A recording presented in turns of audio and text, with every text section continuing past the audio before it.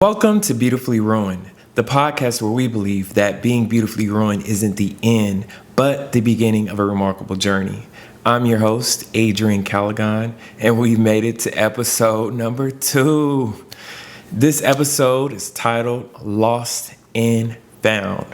Now, I don't know about you, but I kid you not, I am like the king of losing things, of loss. Like, no cap. Like, I literally lost something right before this episode that I needed for this episode. And my emotions went from rage to trying to blame somebody, the maintenance man, somebody, right? To blaming myself, blaming a situation, blaming me being in a rush or waiting to the last minute, right? All these thoughts going to my head to finally saying, like, Lord, please just help me find what I'm looking for. Like, please help me find what I'm looking for. And I don't know about you, but I know that if losing things was a sport, I would literally be an Olympic champion right now. Gold medalist, top tier. And this takes me back to a time, once again, in Portland, Oregon, where my best friend, she had left, and I was just on my game, bro. Like, I'm just working, making moves, doing everything I have to do. I started a little, grill company where I'm making grills, gold grills, getting them expedited from Houston. Like, I was doing a thing, at least I felt. I had a car, had 2 phones, and a nice apartment. I'm just doing what it do.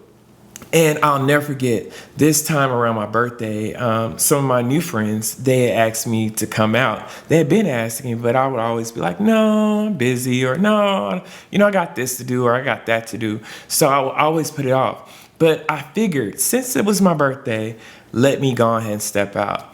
And long story short, I went out, and as I'm going out, and we're going to all these, club hopping around Portland, Oregon, and we're going to really, really nice clubs, right?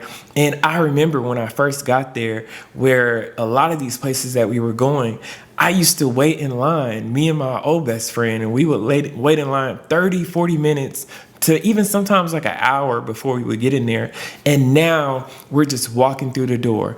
No lines, no waiting for nothing. You right? And free drinks, VIP sections, where I'm having the time of my life. Now, come towards the end of the night, I'm thinking like, it's time for me to go. I got something to do tomorrow. I had fun. It's great. And they were like, no, Adrian, come back with us. Let's keep going. And I'm like, no, I got to go. I have obligations to do tomorrow, right? So I leave, and I'm supposed to be headed to who I call my sis house, the person that I bought this Cadillac from. And however, upon driving, I'm just driving. And I don't know if you ever been driving before, maybe a little tipsy, God forgive me, where you just kind of blank out. And I know it was nobody but God who had his hands on me, like who was guiding me, right? I don't even remember how I got to where I got. But all I know is when I did get to where I got, I just remember I had to use the restroom. So in my mind, I had parked the car and I got out and I was trying to go somewhere discreet to use the restroom, right? And by the time I went to go to, use the restroom, and I attempted to walk back to the car, like my vision was blurred. Like all I saw was flashing lights. And all I could think was, my initial instincts was, that's the cops. I'm not going that way. I'm going the opposite way. So I walked, and I walked. Vision blurred and everything. And the crazy part, I was walking and I didn't even realize like where I was walking. Like, I think initially I was thinking like, okay, let me hit the block and then circle back to my car. I don't know, but it just felt as if the moment that I began to walk, like literally, It went from vision blurred to not being able to see at all. And another crazy part, it was snowing.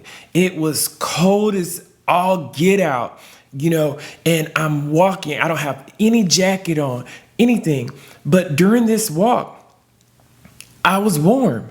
I didn't feel not a cold, not a shiver, not anything. And as I'm walking, which it felt as if I was walking with my eyes closed, right? All I can remember is like I felt like I was in the presence of God, like I was walking with Jesus, or maybe, I don't know, maybe he was even carrying me. I don't know. All I know is I was walking, and I was walking with my eyes closed. And when I realized that, like, I was conversating or in the presence of Jesus, all I remember is that initially I began to apologize and ask for forgiveness for every little thing that I have done my entire life. Things from when I was a kid, I'm asking for forgiveness. Some of my darkest, wildest, craziest secrets, I'm asking for forgiveness. And as I'm walking, I'm talking, and I'm just talking about my life, everything that I had been through. And all I know, it went from me apologizing to asking for forgiveness to saying, God, this is what I want to do for you. Especially if you could save me in this moment. All I could think is that God, I'll stop smoking cigarettes. I'll go back to school. I'll share my testimony. I'll do this. I'll do that. I'll do this. I'll do that. Right. And for a moment there, as I'm walking and I'm just pouring out my soul, like literally pouring out my soul, I could begin to see a little bit. And when I look around, I see nothing but houses. Everything is dark. There's no light. There's no people. There's no cars. There's not even a cat or a dog, not a bird, nothing. Do you hear me? Like, I don't even hear any sound. Like, I had felt so isolated and alone that I can't even begin to imagine. It almost felt like as if I was on some foreign planet where everything was just not anything recognizable, not the norm, not nothing I had ever seen, even though, I've clearly seen a house before, but it didn't look familiar. It looked as if like I was in this just hollow, blank place. Unexplainable, right? And so I'm walking, and I'm pleading with Jesus, like, please, Lord, just help me, just help me, just help me. And I kid you not, like I lost track of time. It had to have been somewhere early in the AM. And I'm walking. I had walked so long that it seemed like it had been hours, to the point that my knees actually had begun to get numb. And finally, it's still dark outside, but finally I see a light. And now I can kind of see. And I see a light, and I see a gas station. I get to the gas station. I'm excited because I'm like, oh my God, there is sign of life. So I get to this gas station, and I get inside, and there's this gentleman, and I asked him, I'm like, hey, how do I get back to, downtown so I can get my car? Like I said, we were in the club. I'm trying to go back and get my car. I didn't even realize that I had drove there. Like after this walk, after these conversations with God, me telling him everything that I would do if he would just save me this last time, I had no clue that I had drove to where I was at.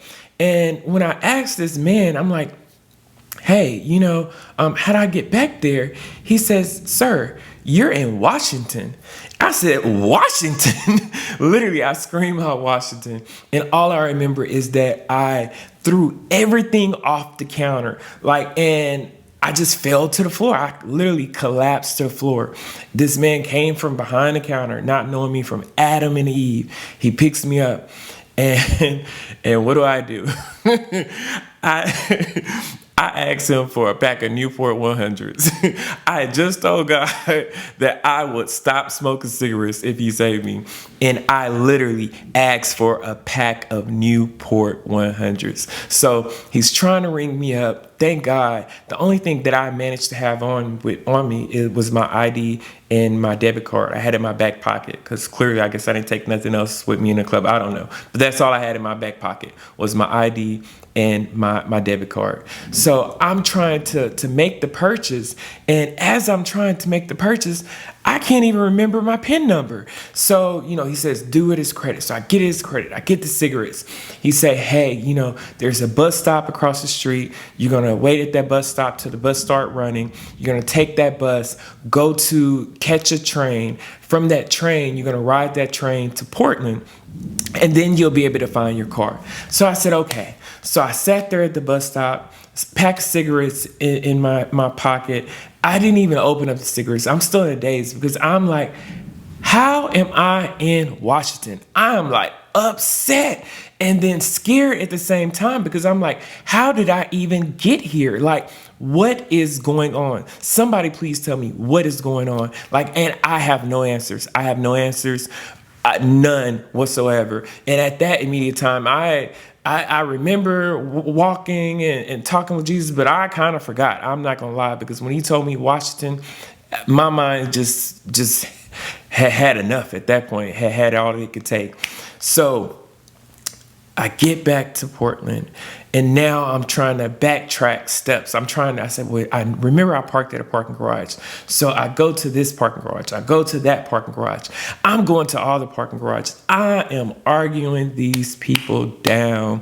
I know, I'm almost scared that they probably will call the police on me because I'm so argumentative. And I'm just like, my car has to be here, right? And I am mad. I'm mad at them that my car isn't there. And so then I really just started breaking down at that point when I realized, okay, my car is not at any of these places. And then I started trying to think logically, even though it was no logic at that time. I said, well, maybe my car is back in Washington. So I double back. And when I double back, now it's still raining, it's still cold. There's people, there's cars. I'm trying to find some landmark. I'm trying to find something to identify where I possibly could have left my car. But I could not find it anywhere. I walked from street to street to street to street to street to street. I couldn't tell you how long I had spent walking trying to look for that car, but I spent a long time trying to look for that car. And then I just didn't have no more fight in me. I said, you know what? I'm just about to go home. I'm going to take what money I have, which I had good size lump sum of money. I had money. That was not the issue.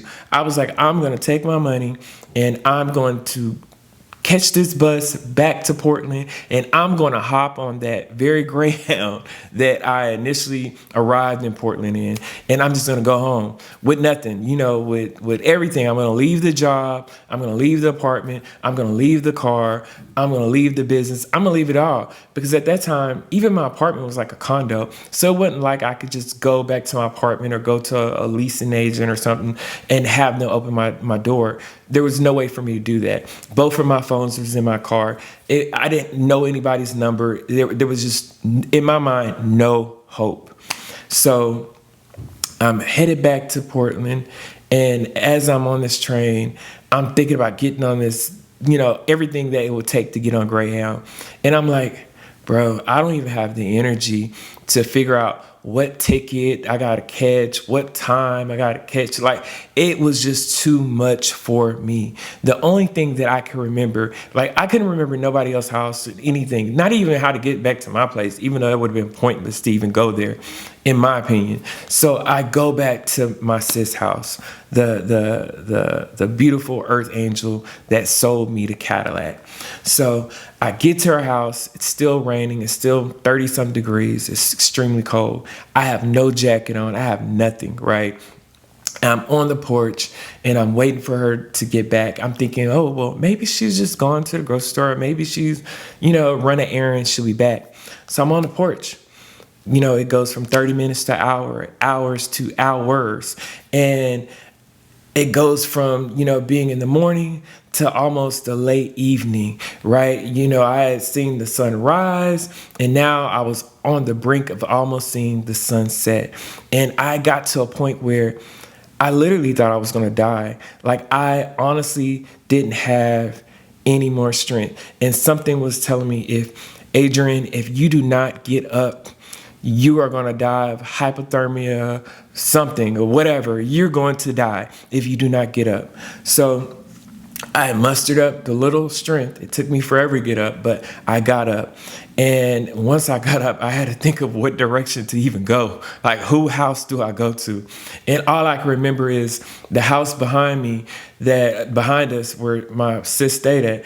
I'd seen them in passing and I waved. They seemed pretty nice. They stayed in an all white neighborhood, but these people seemed pretty cool, pretty, like some hippies. But so some said, go over there. So I get over there and I'm trying to knock on the door. I barely have enough energy to even knock on the door. Like, my knocks I was trying so hard, but they were so light. And by the grace of God, like, they just came, this lady and this man came to the door immediately. And what's crazy is that, like, I know I had to have been looking like somebody who was out of their mind, like a transient. I had been walking for hours. I was soaking wet. I was cold, shivering. Like, I just didn't look, I know I didn't look sane. And the first things first was they opened their doors to me.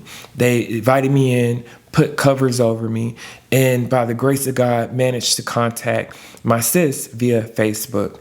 And she contacted her mom, and her mom came over and let me in. And little did I know, I didn't find this after the fact, they told me that I was trying to talk to them, but they couldn't even make out at that point what I was saying, right? And so I'm in the house, and my sis mom is I call her mom too. She's trying to bring me back to life, and she's talking to me, and she's trying to figure out what happened to me. And at this point, I can see she's frustrated. She's trying to figure out who was I with, right? Trying to figure out who was to blame for how I was, which was totally abnormal. And I didn't even have any energy to talk. I couldn't even speak. There was nothing like I could even talk to her. Like, I didn't have the energy to even say anything. And all I know is I was in this dark room, and the church channel was on TBN. And so I'm watching TBN, and I'm literally just hearing the word. And I think TD Jakes had been on TBN that night, and I'm just watching the word, and I'm watching the word. And in my mind, I'm angry, and I still feel alone. I still feel like I have nobody. I feel like I still had that feeling of being isolated and alone that I had when I came to realization after walking that it was nothing there but just me. Like, just me, nobody else in this unfamiliar place that I didn't even know where I was. I didn't know anything. And I was left with that feeling of detachment, right? And it was a scary feeling for me. So 1 or 2, 3 days passed by. This initially happened like on a Friday night. So I want to say by Monday morning, my sis was like, we're going to find your car. And at this point, like, I'm still fixated on, like, I'm going home. You good luck with that if you find the car. In my mind, I'm like, I did everything I could do to find the car. You're not going to find the car. And even if you find the car, you're probably not going to find any of my belongings in it. And at that point, you could just keep it and I'll leave. Like, that's it. You forget the job, forget everything. I will just go home. So she didn't let me do that. So she called information or what have you, and come to find out, my car had been towed in Washington, right? And not only had it been towed, but the tow truck lady had said, the dispatcher had said that they had thought it was some type of medical emergency because they saw the car on, it was still in drive, it was pulled up on a curve, the heater running. They saw 2 phones in the car. They saw a jacket. They saw all this stuff in the car. So they thought it was some type of medical emergency. So they literally towed my car. And we were thinking like, oh my God, all your stuff is still in there? Like, had this been in Houston or maybe anywhere else, like the tow truck people probably would have took all your stuff out the car. They would have towed it, but you wouldn't have had nothing in your car. So there we are. We get there to the place. All my stuff is intact. We get the car back. And all I'm thinking is, thank you, Jesus. Thank you, Jesus. And it dawned on me at that very moment that no matter, God will let you do whatever it is that you think you out there doing. He'll let you do it, right? And then at the end of the day, given that he already has a plan for you, he'll protect you. He'll order your footsteps, those very footsteps when you were blinded and you couldn't even see where you were headed, where you were walking. You didn't even know you were in danger, but he was ordering your steps the entire way, protecting you, guiding you. And what's so interesting to me is that he let a situation that could very much killed me, right? Could have very much been the end to get me all alone, to have an intimate conversation with you. He will literally separate you, pull you at any time, at any date, wherever you at. I don't care if you're in the crack house. I don't care if you're in the White House. I don't care if you're at the club, the strip club, wherever. When God wants to have an intimate conversation with you, he will pluck you out. He will pluck you out and give you the opportunity to talk to him, not as some big grandiose God, but literally talk to him with sincerity as if he's your dad, he's your big brother, like someone that you just know personally. You don't have to speak these grandeur words because I was just speaking clear. And all I knew upon these conversations that I was having was to apologize, to repent, and ask for forgiveness and tell him everything that I wanted to do, right? And that I would do if he would save me this one last time and in this moment. Now, I'm gonna be honest with you. The next time that you find yourself in a difficult situation and you begin to make those promises, God's going to cash in on those promises. He'll deliver what he said, but he will cash in on those promises. Do you hear me? And the things that you struggle with, the things that he know is going to be difficult, he'll be easy with you. He might even take those away, because that same pack of cigarettes, Newport 100s, I'll never forget, that I bought after telling him that I would stop smoking cigarettes. When I went to smoke, it tasted nasty. Like he literally took the taste away.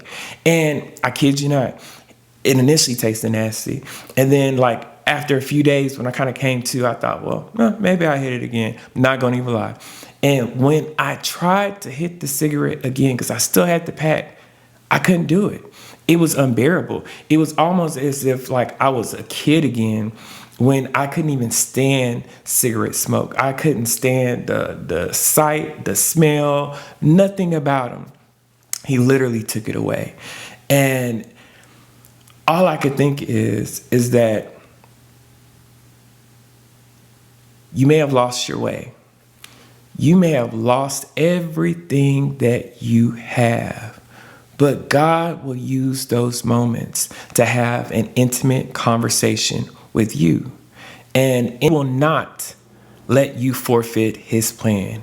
He will use that opportunity to isolate you, separate you, take away everything that was a distraction, the cars, the house, the job, the money, everything that you thought was the goal, to have an intimate conversation with you.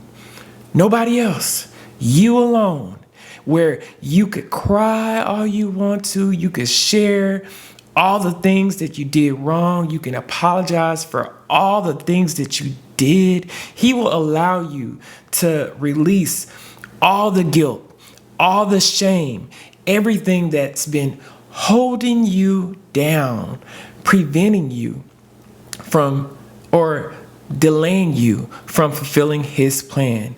He'll do it for you. He will do it for you. And in that moment